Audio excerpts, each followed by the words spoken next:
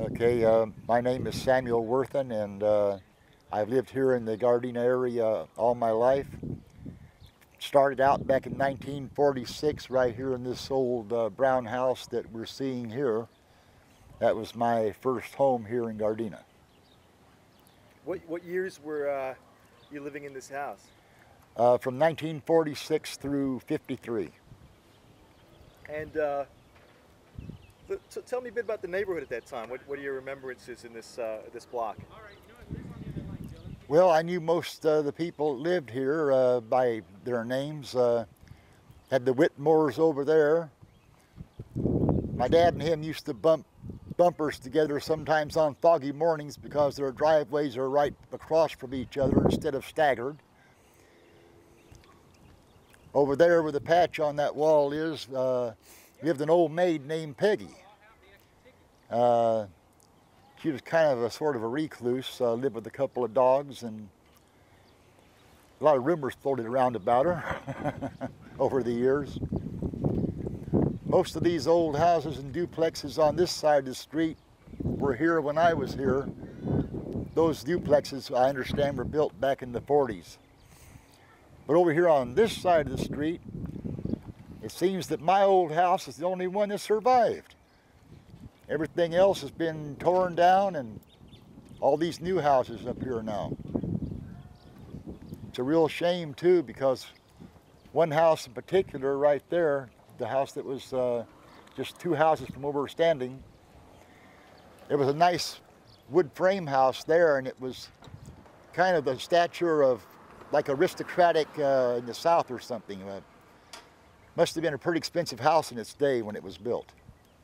The property that we owned went from right here where the grass is all the way to the corner, and then way on back. We'll go back there now. Okay.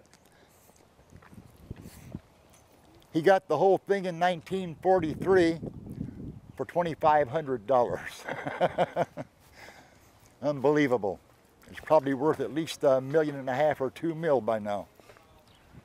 It goes all the way as far as you can see up to that brick wall back there. All the way back that far and up to this corner.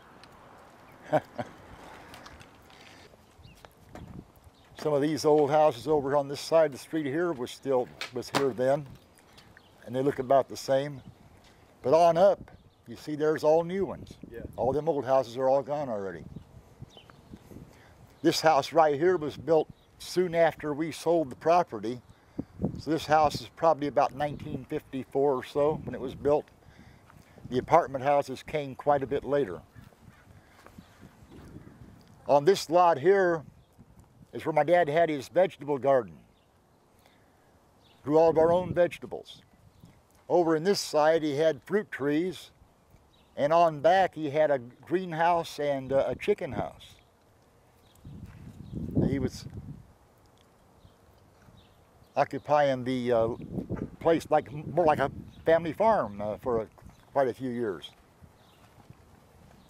During World War II, he said that came in very handy too, because you could trade your fruits and vegetables and eggs and so forth for things that were harder to get, like automobile tires and extra gas ration stamps and so forth. So that's when he first started growing all this stuff and using it that way when the rationing was going on during World War II. The property ends right here at this brick fence, quite a distance from the corner. It's a shame my parents had to go and get divorced, and that's why we had to sell this, and they had to split the money up. Otherwise, me and my two sisters would probably still be living here today. So that was one thing that kind of hurts me when I see this and see how much there is here and how we could have had it, but we slipped right through our fingers. It's the way it goes sometimes, though. How about your neighbor across the street you mentioned? Oh, yeah, and this house here was one of my earliest friends and playmates, Marjorie Poe. And I used to go over there, and she had this little small metal phonograph. Played 78 records, and they had the little kids' records about this big around. kind of a yellow vinyl, most of them. And we played records a lot there on her phonograph. It's kind of a tear-jerker when you think about it, you know. You could have had all this and your parents blew it. That's the way, that's life.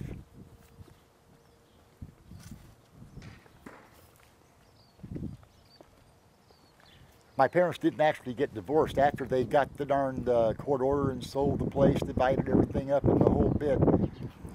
Back then it took 1 year for a divorce to become final. Now it's only, I think, 6 months, but back then it was a year.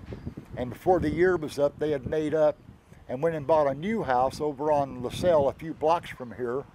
And we lived there till 59. And then they did it again. That time the divorce went through and became final in 1960, so that ended that. So, and then me and my dad went separate ways. My mom and my sisters went separate ways. And we were slightly over the, where we moved to was slightly over the line into North Torrance at 186th, just off of Western. Still close enough to Gardena that I was coming back to Gardena all the time, seeing people and everything. I'd ride the bike over here. So I still hung out here even though I was living over there. Do you want to point them out? Oh yeah, these magnolia trees, these two. My dad planted them right after he bought the place, so it's probably about 1943 or 44 when they were planted. So they're getting close to retirement age now.